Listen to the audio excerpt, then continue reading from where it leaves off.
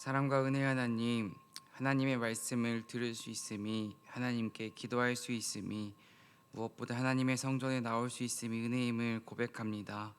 명절의 마지막 날 주님의 은혜를 다시 구합니다. 주님의 은혜가 아니면 살아갈 수 없사오니 각자에게 맞는 주님의 은혜를 이 시간 허락하여 주시옵소서.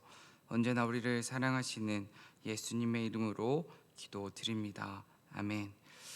오늘 함께 나눌 하나님의 말씀은 출애굽기 19장 1절부터 13절까지입니다. 출애굽기 19장 1절부터 13절까지입니다.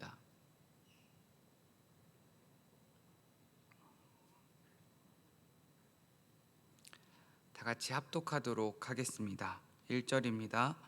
이스라엘 자손이 애굽 땅을 떠난 지 3개월이 되던 날 그들이 시내 광야에 이르니라. 그들이 르비딤을 떠나 시내 광야에 이르러 그 광야에 장막을 치되 이스라엘이 거기 산 앞에 장막을 치니라. 모세가 하나님 앞에 올라가니 여호와께서 산에서 그를 불러 말씀하시되 너는 이같이 야곱의 집에 말하고 이스라엘 자손들에게 말하라. 내가 애굽 사람에게 어떻게 행하였음과 내가 어떻게 독수리 날개로 너희를 업어 내게로 인도하였음을 너희가 보았느니라. 세계가 다 내게 속하였나니 너희가 내 말을 잘 듣고 내 언약을 지키면 너희는 모든 민족 중에서 내 소유가 되겠고 너희가 내게 대하여 제사장 나라가 되며 거룩한 백성이 되리라. 너는 이 말을 이스라엘 자손에게 전할지니라. 모세가 내려와서 백성의 장로들을 불러 여호와께서 자기에게 명령하신 그 모든 말씀을 그들 앞에 진술하니 백성이 일제히 응답하여 이르되 여호와께서 명령하신 대로 우리가 다 행하리이다. 모세가 백성의 말을 여호와께 전하매 여호와께서 모세에게 이르시되 내가 빽빽한 구름 가운데서 내게 임함은 내가 너와 말하는 것을 백성들이 듣게 하며 또한 너를 영영히 믿게 하려 함이니라. 모세가 백성의 말을 여호와께 아뢰었으므로 여호와께서 모세에게 이르시되 너는 백성에게로 가서 오늘과 내일 그들을 성결하게 하며 그들에게 옷을 빨게 하고 준비하게 하여 셋째 날을 기다리게 하라. 이는 셋째 날에 나 여호와가 온 백성의 목전에서 시내산에 강림할 것임이니 너는 백성을 위하여 주위에 경계를 정하고 이르기를 너희는 삼가 산에 오르거나 그 경계를 침범하지 말지니 산을 침범하는 자는 반드시 죽임을 당할 것이라. 그런 자에게는 손을 대지 말고 돌로 쳐 죽이거나 화살로 쏘아 죽여야 하리니 짐승이나 사람을 막론하고 살아남지 못하리라 하고 나팔을 길게 불거든 산 앞에 이를 것이니라 하라. 아멘. 오늘 나눌 말씀의 제목은 언약 체결의 준비입니다. 지금 이스라엘 백성들은 광야길을 걷고 있습니다. 흔히 우리는 광야를 생각하면 척박한 땅, 메마른 땅, 살기 힘든 곳, 강박한 곳 이런 생각을 하곤 합니다. 하지만 출애굽기를 묵상하며 특별히 광야라는 단어를 우리가 성경에서 접할 때마다 우리가 꼭 기억해야 하는 것이 있습니다. 광야는 하나님과 가까워지는 곳이라는 것입니다. 개인적으로 저는 아직 이스라엘을 가보지 못했습니다. 이스라엘 성지순례를 다녀오신 목사님들의 이야기를 통해서 광야에 대한 이야기를 듣기도 하고 또 오늘 말씀에 등장하는 시내산에 대한 이야기를 듣기도 했었습니다. 아직 저는 이스라엘을 다녀오지 못했지만 대신 스페인 순례자의 길을 다녀온 적이 있습니다. 순례길을 걷다 보면 중간에 20일 차 정도쯤에 메세타 평원이라는 구간이 등장을 합니다. 순례길 중에서 한 3, 4일 정도를 그곳을 걸어야 합니다. 그곳은 순례자들 사이에서 광야라고 불리는 곳입니다. 메세타 평원이 광야라고 불리는 이유는 그늘이 없고 돌길이고 끝이 보이지 않는 길이 쭉 이어져 있습니다. 주변에는 논과 밭밖에 없고 그늘이 없고 너무나도 힘든 구간이어서 그곳을 광야라고 순례자들은 말하곤 합니다. 메세타 평원을 걷다가 만난 한 한국의 신부님께서 저에게 하신 말씀이 제 메모장에는 아직도 기록되어 있습니다. 신부님께서 광야라는 곳에 대해서 같이 걷던 사람들에게 쭉 말씀을 하시면서 어떻게 말씀을 하셨냐면, 광야는 쓸데없이 말하거나 불평하지 말라고 가르쳐 줍니다. 광야는 우리 영혼을 갈고 닦아주는 곳입니다. 광야는 생략하는 법을 가르쳐 줍니다. 하찮은 일, 쓸데없는 일, 수다스러움을 버리게 만듭니다. 그리고 광야는 하나님의 음성에 귀를 기울이며 하나님만 바라보게 해줍니다. 그 신부님의 이야기를 들으며 메모장에 기록해 두며 광야라는 곳에 대해서 다시 한번 생각해 볼 수 있었습니다. 흔히 고난이 찾아오면 우리는 지금 광야의 시간을 보내고 있다, 이렇게 생각을 합니다. 하지만 광야의 시간은 단순하게 어려운 시간, 힘든 시간, 상처의 시간, 아픔의 시간만이 아닙니다. 광야의 시간은 불평보다 감사를 우리에게 알려주며 무엇보다 우리의 영혼을 더욱 단단하게 만들어주는 곳입니다. 그리고 내가 지금 집중해야 하는 것, 내가 버려야 하는 것, 내가 포기해야 하는 것이 무엇인지를 알려주고 내가 어떤 것에 집중해야 하는지를 알려주는 곳, 그곳이 바로 광야입니다. 그리고 광야의 가장 중요한 의미는 내가 지금 누구를 의지하고 있는지를 알려준다는 것입니다. 광야를 통해서 하나님께 더욱 집중하며 하나님만을 의지하는 저와 여러분 되길 간절히 소망합니다. 1절 말씀입니다. 제가 읽겠습니다. 이스라엘 자손이 애굽 땅을 떠난 지 3개월이 되던 날 그들이 시내 광야에 이르니라. 아멘. 지금 이스라엘 자손이 애굽 땅을 떠났습니다. 이스라엘 자손들이 애굽 땅을 떠났다는 의미에 대해서 다시 한번 살펴보도록 하겠습니다. 애굽 땅이 이스라엘 백성에게 주는 의미가 무엇입니까? 애굽 땅이 이스라엘 백성에게 주는 의미는 바로라는 한 강력한 왕, 한 사람이 지배하는, 즉 세상 권력이 지배하는 불합리한 체제가 애굽을 의미합니다. 그렇다면 그 애굽 땅을 떠나는 출애굽이라는 의미는 불합리하고 부조리한 세상 권력에서 벗어나 하나님께서 원하시는 합리적인 세상, 즉 자유와 평등 그리고 사랑이 있는 그 세상을 찾아 떠난다는 의미가 있습니다. 이스라엘 백성들은 지금 애굽 땅을 떠났습니다. 그렇다면 2021년을 살아가고 있는 우리가 떠나가야 하는, 출애굽해야 하는 것은 무엇일까요? 세상 마귀는 지금도 우리의 마음을 호시탐탐 노리고 있습니다. 우리가 모르는 사이에 우리의 영혼은 세상에 잠식되고 있습니다. 세상에 물들어가고 있습니다. 그렇기에 우리는 날마다 하나님의 말씀을 통해서 또 주변에 있는 사람들을 통해서 우리의 겉모습을 점검하는 것이 아니라 우리의 영혼을 점검해야 합니다. 특별히 저는 어제 말씀을 통해서 우리의 영혼을 점검하는 기준을 다시 한번 세우고자 합니다. 어제 큐티 본문을 잠시 넘겨서 출애굽기 18장 21절 말씀을 함께 읽어보도록 하겠습니다. 출애굽기 18장 21절입니다. 너는 또 온 백성 가운데서 능력 있는 사람들 곧 하나님을 두려워하며 진실하며 불의한 이익을 미워하는 자를 살펴서 백성 위에 세워 천부장과 백부장, 50부장과 10부장을 삼아. 하나님을 두려워하지 않는 나의 모습, 진실하지 못한 나의 모습, 불의한 이익을 탐내는 나의 모습이 있다면 그러한 모습에서 우리는 출애굽해야 합니다. 지금 내가 출애굽해야 하는 상황은 무엇입니까? 단순하게 지금 내가 어려운 상황, 힘든 상황, 그것도 출애굽해야 하지만 내가 하나님을 두려워하지 않는 모습이 있다면, 내가 진실하지 못한 모습이 있다면, 불의한 것에 탐내는 모습이 있다면 우리는 그것으로부터 반드시 출애굽해야 합니다. 우리의 힘으로는 출애굽할 수가 없습니다. 하나님을 의지하며 이 새벽 내가 출애굽해야 하는 그것으로부터 출애굽하는 저와 여러분 되길 간절히 소망합니다. 2절과 3절입니다. 2절과 3절을 살펴보면 이제 시내 광야에 이르러 그 광야 앞에 장막을 칩니다. 시내산이 어떤 장소인지 다시 한번 생각해 보도록 하겠습니다. 시내산은 모세가 하나님을 만났던 장소입니다. 모세가 시내산에서 하나님을 만났습니다.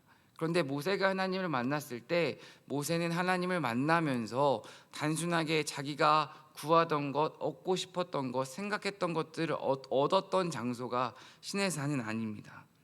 시내산은 모세가 하나님을 만나면서 한마디로 정리하면 모세의 생각은 내려놓고 하나님의 뜻에 순종했던 장소, 그 장소가 바로 시내산입니다. 모세가 하나님의 뜻에 순종했던 장소, 하나님을 만났던 장소가 시내산인데, 모세가 하나님의 뜻에 순종하기 위해 단 한 번에 하나님 말씀에 순종했던 것은 결코 아닙니다.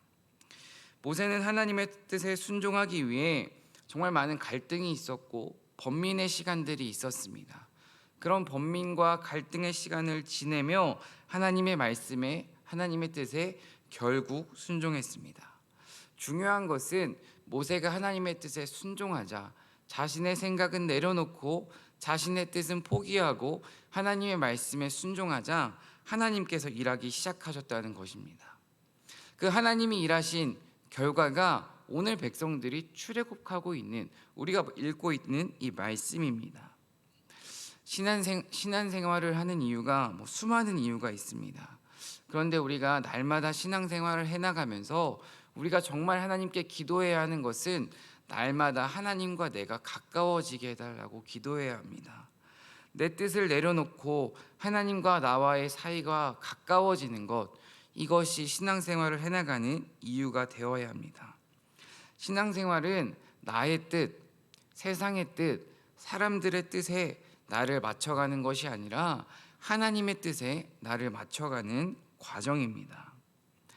시내산이 우리에게 주는 메시지는 하나님의 계획, 내 생각과는 다른 그 하나님의 계획이 무엇인지를 질문하고 고민하고 순종하라는 의미가 있습니다. 하나님께서는 그 시내산에 다시 모세를 불러서 백성들에게 전할 말씀을 사람의 생각이 아니라 하나님의 말씀이 무엇인지를 오늘 주고 계십니다. 4절 말씀을 함께 읽도록 하겠습니다. 4절입니다. 내가 애굽 사람에게 어떻게 행하였음과 내가 어떻게 독수리 날개로 너희를 업어 내게로 인도하였음을 너희가 보았느니라. 아멘. 지금 하나님께서는 이스라엘 백성들에게 언약을 주기 이전에 이제까지 내가 너희들에게 어떤 것을 했는지를 기억해라 라고 말씀하십니다. 한마디로 하나님이 누구신지를 기억해라 라고 말씀하시는 것입니다. 출애굽하면서 하나님께서는 이스라엘 백성들에게 수많은 기적을 보여주셨습니다. 짧은 시간입니다. 긴 시간이 아닙니다.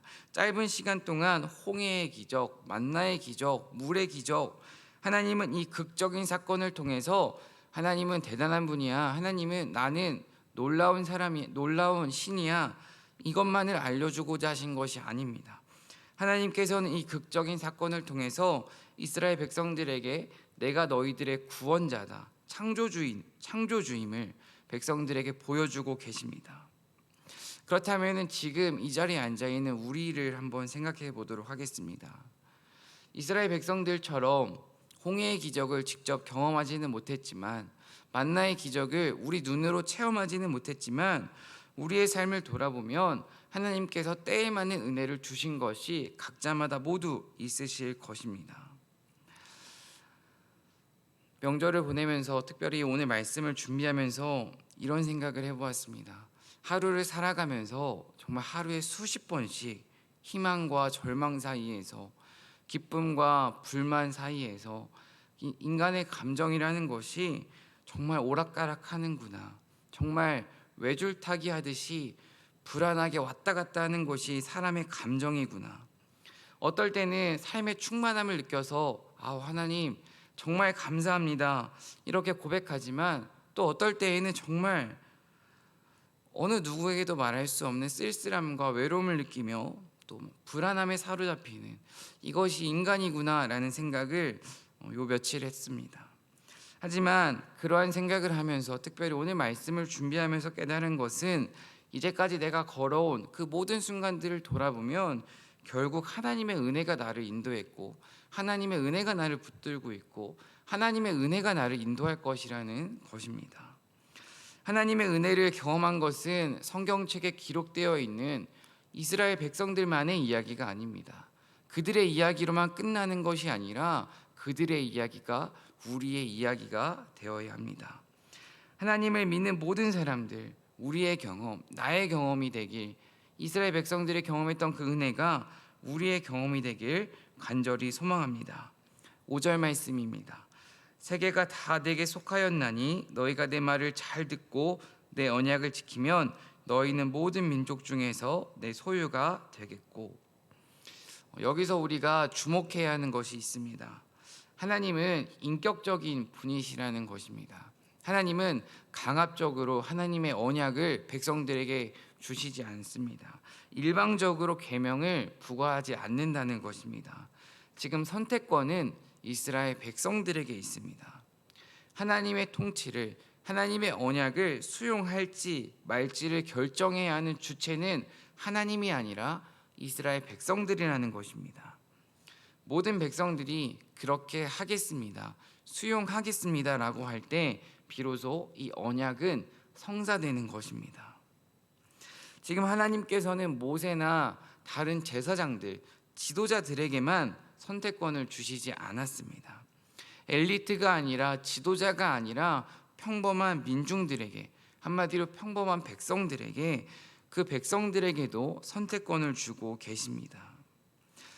이 말씀을 통해서 우리가 알 수 있는 것은 하나님은 인격적인 분이시라는 것, 그리고 하나님은 민주적인 통치자이시라는 것입니다. 하나님은 이게 좋으니까, 이게 옳으니까 너희들은 무조건 따라라, 이렇게 강제와 억지로 백성들을 이끌어 가시지 않습니다. 하나님은 그 백성들에게 선택할 것을 요구하시고 기다리십니다. 정확히 살펴보면 지금 이스라엘 백성들은 히브리 사람들입니다.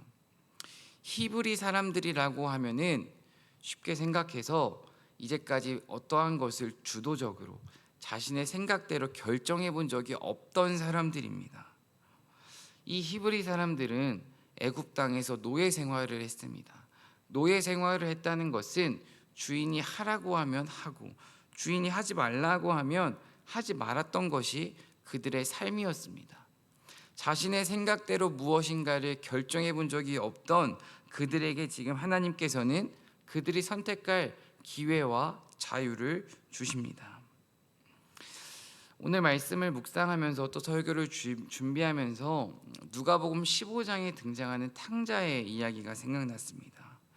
지금 선택권을 주시는 이 하나님의 모습이 사실은 신약에서는 탕자의 이야기와 똑같은 이야기입니다.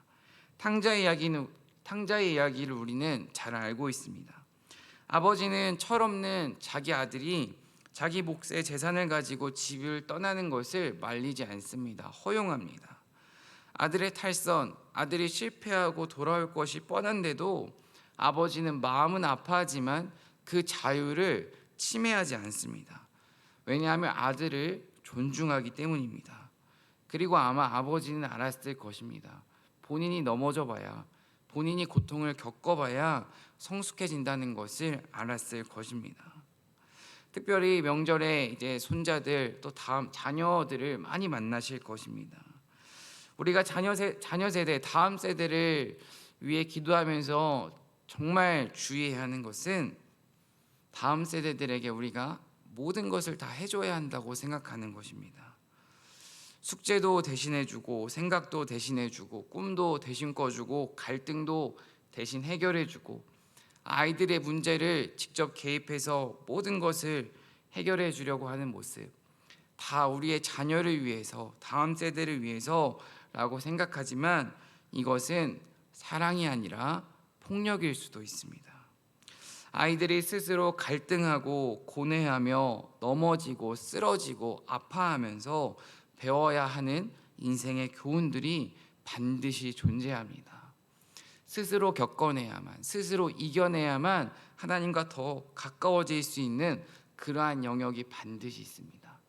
하나님께서도 히브리 백성들에게 스스로 선택할 결정권을 주셨습니다. 특별히 다음 세대를 위해 기도하면서 정말 우리가 모든 것을 다 해줄 수 있지만 그들을 위해 기도하며 그들이 스스로 하나님과 가까워지기를 위해 간절히 기도하는 저와 여러분 되길 간절히 소망합니다. 6절입니다. 너희가 내게 대하여 제사장 나라가 되며 거룩한 백성이 되리라. 너는 이 말을 이스라엘 자손에게 전할지니라. 지금 모세가 전해야 하는 말은 특별한 사람만 제사장이 되는 것이 아니라 모든 사람이 제사장이 될 수 있다는 것입니다.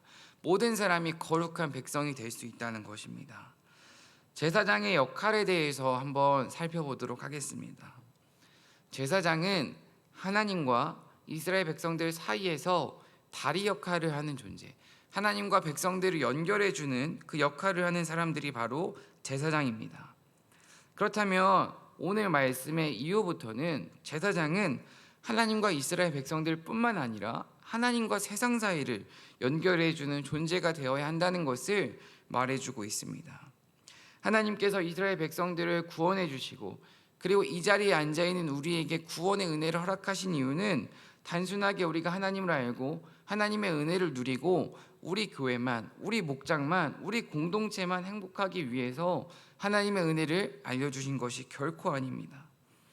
우리가 하나님의 은혜를 경험했으면 제사장이 되어서 거룩한 백성이 되어서 우리가 경험했던 그 사랑을, 우리 목장이 누렸던 그 기쁨을 알지 못하는 세상 사람들에게 알려줄 역할이 있습니다.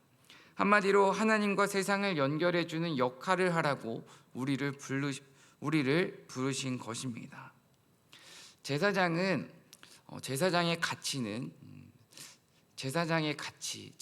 역할은 누군가를 위해 희생할 때 그 가치가 발생합니다.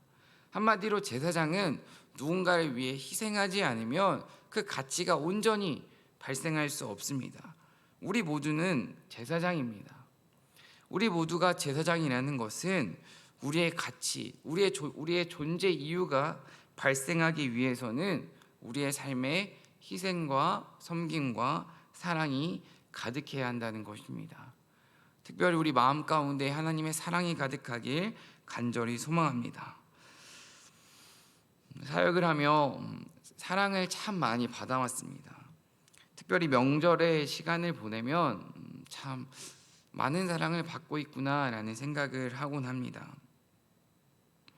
아직도 기억에 남는 것은 20대 초반의 어린 저에게 사역을 한다는 이유만으로 고개를 숙여 인사하시던 성도님의 모습이 제 마음 가운데는 선하게 뚜렷하게 기억에 남아 있습니다.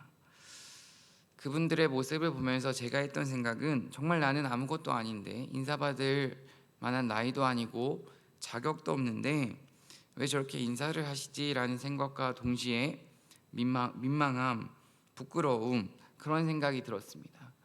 그리고 나서 정말 다짐했습니다. 더 잘 섬겨야지, 더 겸손해야지.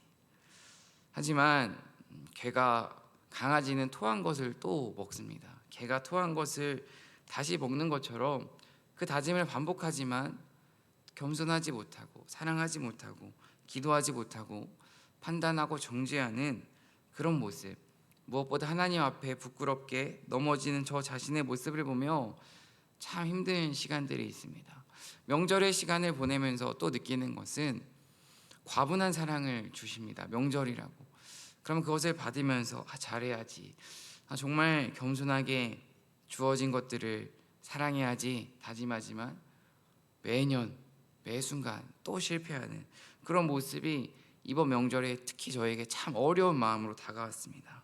하지만 지난 주일 설교를 들으면서 또 오늘 말씀을 준비하면서 내가 넘어지는 이유는 결국 관계 때문이구나 라는 생각을 해보았습니다. 하나님과의 관계가 무너지면 누군가를 사랑할 수도 없고 누군가를 섬길 수도 없고 누군가를 위해 희생할 수도 없습니다. 요한일서 5장 말씀을 살펴보면 하나님을 사랑하는 것은 그 계명을 지키는 것입니다. 하나님의 계명은 무거운 짐이 아닙니다. 이렇게 기록되어 있습니다. 하나님을 사랑하면 계명은 자연스럽게 지켜지는 것입니다. 결코 무거운 것이 아닙니다. 지금 내 신앙생활이 너무 힘들고 어렵다면 지금 내가 누구를 사랑하고 있는지를 가장 먼저 돌아보아야 합니다. 하나님을 사랑하고 있다면, 하나님만 사랑하고 있다면 우리의 신앙생활이 지금처럼 힘들고 어렵고 아프지는 않을 것입니다. 무엇보다 내가 하나님을 진정 사랑할 때 우리는 우리에게 부여된 그 제사장의 사명을 넉넉히 감당할 수 있습니다. 하나님을 사랑해서 제사장의 사명을 넉넉히 감당할 뿐만 아니라 우리의 신앙생활 가운데에 즐거움과 기쁨이 넘치길 간절히 소망합니다. 7절과 13절 말씀을 살펴보면 이제 하나님께서는 이스라엘 백성과 언약 체결을 맺기 위해 준비해야 하는, 이스라엘 백성들이 준비해야 하는 세 가지를 말씀해 주십니다. 첫 번째는 성결케 하고 옷을 빨라고 말씀을 하십니다. 그리고 두 번째는 주위의 경계를 정하고 경계를 침범하지 말라고 말씀하십니다. 그리고 마지막 세 번째는 셋째 날을 기다리라고 말씀하십니다.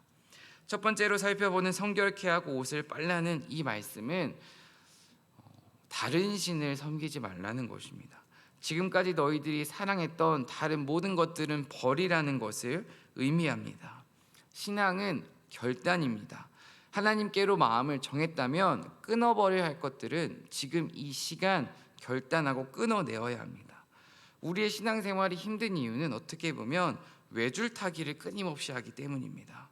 하나님과 세상 사이에서 외줄타기를 하면 할수록, 버릴 것을 버리지 못할수록 우리의 신앙생활은 힘들어집니다. 두 번째, 주위의 경계를 정하고 경계를 침범하지 말라.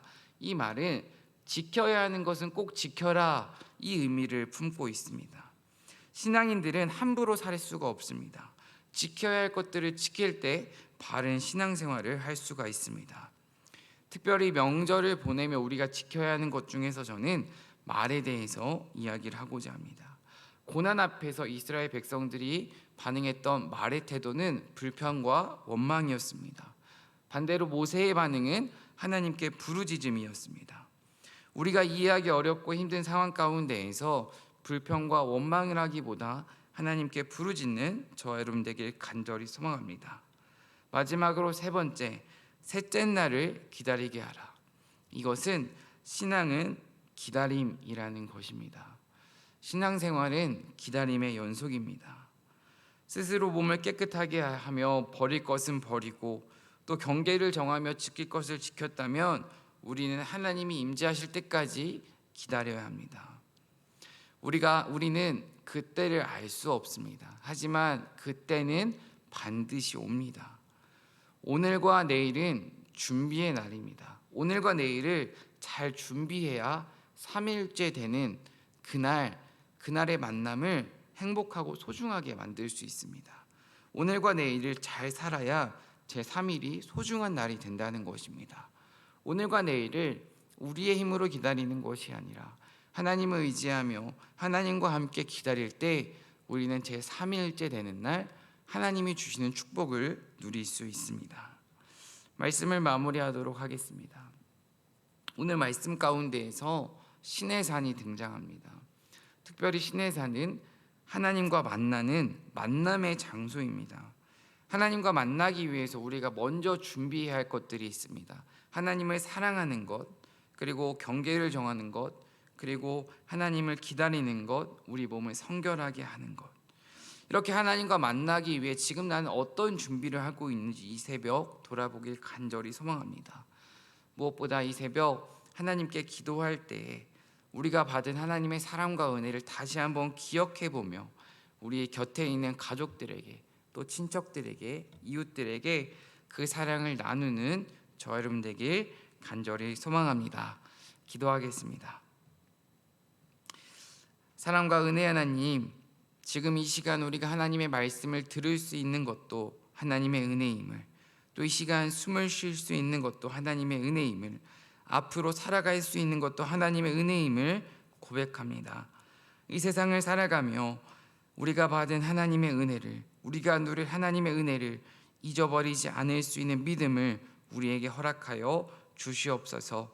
특별히 우리에게 하나님께서 거룩한 제사장이라는 사명을 허락하셨습니다. 제사장이라는 사명을 감당하기 위하여서 우리가 준비해야 할 것들을 준비하게 하시고, 무엇보다 날마다 하나님의 말씀을 가까이 하며 하나님께 엎드리며 하나님이 주시는 은혜와 사랑으로 우리 곁에 있는 이들을 섬기고 사랑할 수 있게 하여 주시옵소서. 명절을 보내고 있습니다. 명절을 보내며 우리의 입술을 지켜주시고 우리의 마음을 지켜주시고 특별히 가까이 있는 가족들에게 하나님의 사랑을 나눌 수 있는 용기와 믿음을 허락하여 주시옵소서. 우리와 함께 하시는 예수님의 이름으로 기도드립니다. 아멘. 오늘 고백할 찬송은 301장입니다. 지금까지